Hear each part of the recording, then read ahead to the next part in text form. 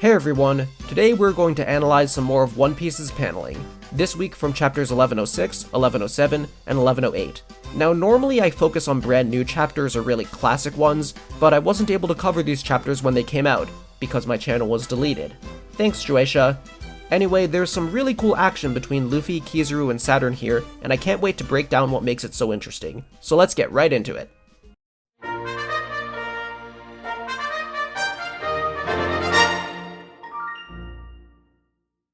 So I know that the title says that this video is about Luffy versus Kizaru and Saturn, and I will get to those, there is plenty to say about them, but I have to start by talking about the paneling of this Pacifista sequence. The sequence of the Pacifistas attacking the Marines is a great showcase of how the shape of a page can tie into the events in the story. The cyborgs are forming a wide line of defense, and we're showing that with wide horizontal panel layouts in both the top row and the composition of the main panel. And of course, as the eye travels down from that top row, it aligns with the beams they fire and lands at the explosions. The main panel has a rhythm between the big circles and the little circles. Variation makes things more interesting to look at, and this emphasizes the difference in sizes. Big explosions coming out of relatively small Pacifista. Along with that rhythm, there's a good balance between shadows and highlights. The lighting feels natural, coming from the explosions as light sources, but it just so happens to give us some balanced visual variation that makes the page feel more dynamic. There's a great sense of chaos in the panel, in how the masts of the ships are jutting out at the wrong angles, breaking the sense of order you'd typically see carried by a flotilla of ships. Now, before I talk about the next page, I want to establish something a little abstract. Say that an entity is under attack from all angles, but it's got strong defensive power and is attacking outward at those attacking it. What shape would fit that? I think that feels like a tight circle with lines pointing outward. With that in mind, take a look at the next page. Do you see it? It's a little subtle, but the eye is taking a curved path around the page as a whole, and along that path, the Pacifistas are on the inside and are attacking outward. The implicit shape is exactly the one I just described, and it perfectly matches the situation they're in story. There's another layer to this page too. Vegapunk's thoughts are overlaid atop the scene, and panels of him are scattered throughout it. Beyond the content of his thoughts being important to the story, this is to convey a specific feeling: tunnel vision. The overlaid thoughts make us focus on what he's focusing on. We're seeing what Vegapunk is seeing, but the tightness of his own panels make us forget what's around him. It's luring us into the same focused yet distracted mental state that he's in, so that like him, we can be shocked by what comes next: a claw through the back from behind. It's not just visual storytelling, it's storytelling through the building blocks of the medium. The last page I want to discuss for 1106 is Luffy's punch against Kizaru. Kizaru was facing left, occupying the right half of his panels, normal for action sequences. Just like in Vegapunk's scene, it's forcing the reader to focus on what's in front of him, just as he is. So jumping from that to Luffy appearing to his right, behind him, conveys the surprise that Kizaru feels. I like how even though they're in separate panels, Kizaru is looking toward Luffy. As usual, when moving from one panel row to the next, we move right to left instead of left to right, and match the momentum of Luffy's fist. Instead of letting the punch take up the full panel, half of it shows the distance Kizaru was sent flying.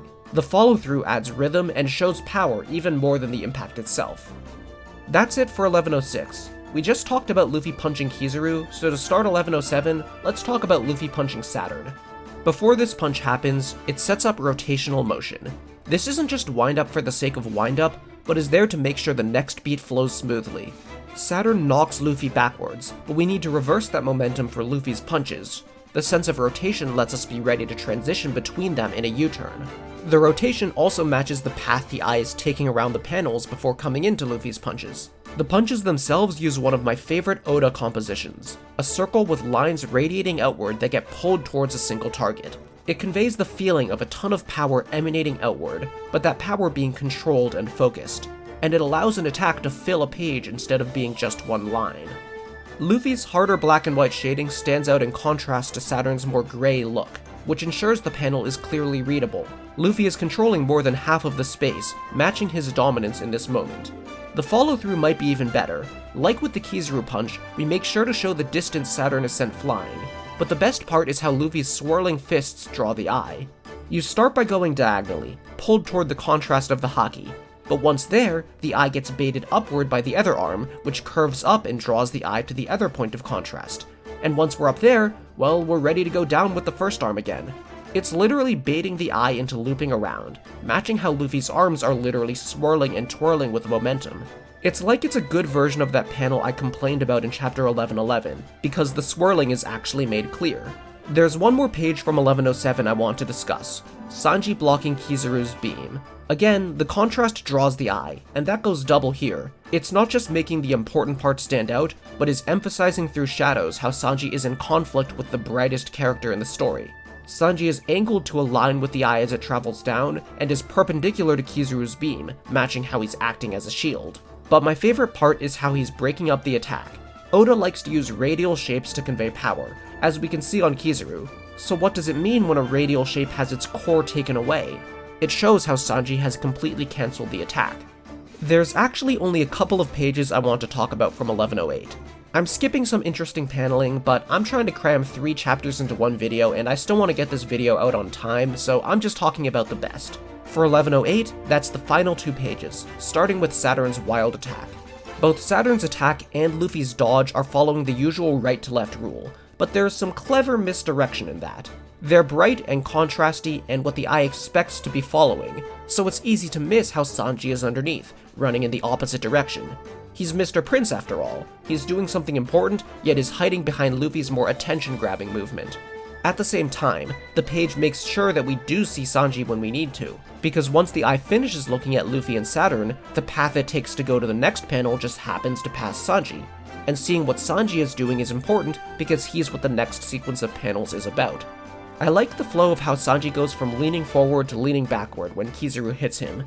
The narrow panel of him is important because it creates this positional dynamic, where Kizaru is between Sanji and Vegapunk, and Sanji can only look on in horror. One of the coolest things about this page is how many details are set up for the next one. At the end, it's establishing that Saturn is charging forward, and it gives us a tight panel of Kizaru that, again, doesn't show what's behind him. And the main part of the page is defined by chaos and actions Saturn is taking. All of that gets reversed by Luffy. Now the page is defined by his actions. Now the chaos has been simplified. Now Kizaru has been grabbed from behind, and Saturn has been stopped in his tracks. Everything the page before did was for the sake of setting up this turnaround. It's a collection of visual reversals, and on top of that, it connects to the narrative of the page. At the end, we're seeing the start of Vegapunk's broadcast. The feeling of that scene is that the Marines desperately want to stop him, but are powerless to, and that's a good conceptual match for how Luffy is physically holding them back from acting. There's a reason that these 2 scenes are on the same page in the first place. I think that's neat. I think One Piece's paneling is neat in general. That's why I made this video. Every chapter has something unique that it does, and I didn't want to leave these 3 chapters behind. I hope you enjoyed this analysis. If you subscribe, then my next video will appear in your subscription box. If you comment, people will be able to read what you wrote. And if you leave a like, then the little number will increase. See ya!